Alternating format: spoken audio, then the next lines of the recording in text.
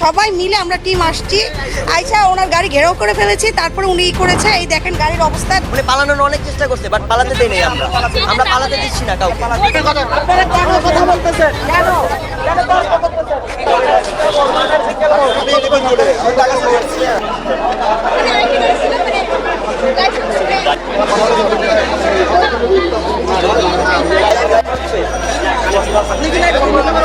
আমরা আটকেছি, ওটা চাচ্ছি।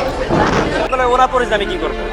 ঠিক আছে, সে ভাবছে যে আপনারা আসলে এটা কিভাবে পেয়েছে আমাদের একটু দেখাবেন, এটা এখানে আসলে কি আছে আমরা একটু এটা আপনার হচ্ছে গিয়ে কি মানে কিভাবে ধরছি এটা বলবো, ফার্স্ট টাইম থেকে বলবো।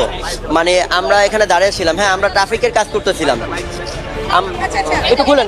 চাবিটা হচ্ছে আমাদের গাড়িটা কি মেইন চেক হইছে আমাদের সাথে যে খোলা আছে, কি চাপেন আপনি চাপেন লাইভে আমি দেখাই। একটু খোলা, হ্যাঁ আমরা একটু দেখেন। একজন দেখান একটু আমাকে। আমরা ফার্স্টে ওখানে দাঁড়াইছিলাম, তারপর ওনাকে বলেছি গাড়িটা খুলেন। উনি বলতেছে এটার মধ্যে ওষুধ আছে, এটার মধ্যে কাপড় চোপড় আছে। আমরা বলেছি তারপরে আমাদেরকে একটু দেখান, ওষুধ যেহেতু দেখান। উনি বলতেছে খুলবেন না, তাড়াহুড়ো করতেছে।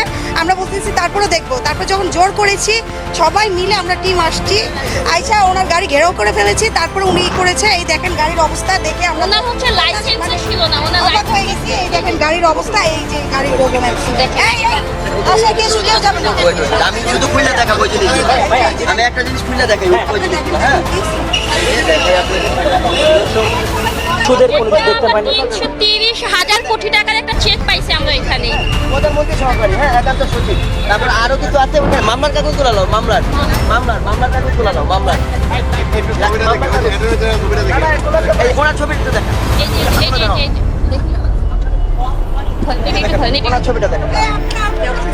আউটলুক বাইরেন এটা চলুন, এটা এখানে হচ্ছে মানে যত চা পাইছি সব হচ্ছে অবৈধ সরকারি জিনিস। আর আমরা একটা টাকা 300,000 কোটি টাকার একটা চেক পাইছি, যে চেকটা হচ্ছে টাকা অ্যামাউন্ট তোলা হচ্ছে শূন্য। এই যে দেখেন, আমরা ফার্স্টে হচ্ছে একটা পাই, এই যে এইটা আমরা ফার্স্টে পাই। পাওয়ার পরে হচ্ছে আমাদের সন্দেহ হয়, ওনাকে অনেকক্ষণ আটকানো হয়, ওনার নাম্বারে কল দেওয়া হয় যে মালিক ওই মেয়েটা আসছিল, ওনার মেয়ে না কি যেন হয়, ওনার ভাই। উনি বলছিল ফার্স্ট টাইম হচ্ছে গিয়ে এই গাড়ির মধ্যে হচ্ছে গিয়ে আপনার জরুরি ওষুধ, হ্যাঁ তো আমরা এটা চেক করে দেখি।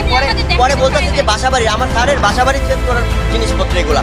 তারপর উনি চেক করতে দিচ্ছিল না, তারপর জোর জবরদস্তি করে এক কথা চেক করা হয়েছে। তারপর এই ডকুমেন্ট বের হয়ে উনি পালানোর অনেক চেষ্টা করছে, বাট পালাতে দেই নাই আমরা। আমরা পালাতে দিচ্ছি না কাউকে। তাহলে আপনি ফার্স্টে কেন বললেন না? বলেন ফার্স্টে আমি ভয় পাইছি, এই জন্য ওনার ড্রাইভার লাইসেন্স, বলেন ফার্স্টে আমি ভয় পাইছি, এই জন্য ওনার ড্রাইভার লাইসেন্সও নাই।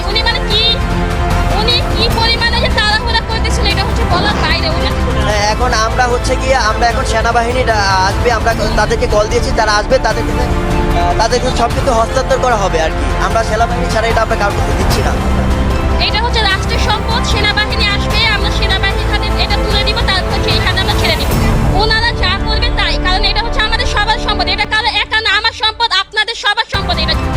প্রিয় ভিউয়ার্স, আপনি যদি এই চ্যানেলটিতে নতুন হয়ে থাকেন তাহলে সাবস্ক্রাইব করুন এবং পাশে থাকা বেল আইকনটি বাজিয়ে দিন। মনে রাখবেন, আপনারাই আমাদের এগিয়ে যাবার অনুপ্রেরণা।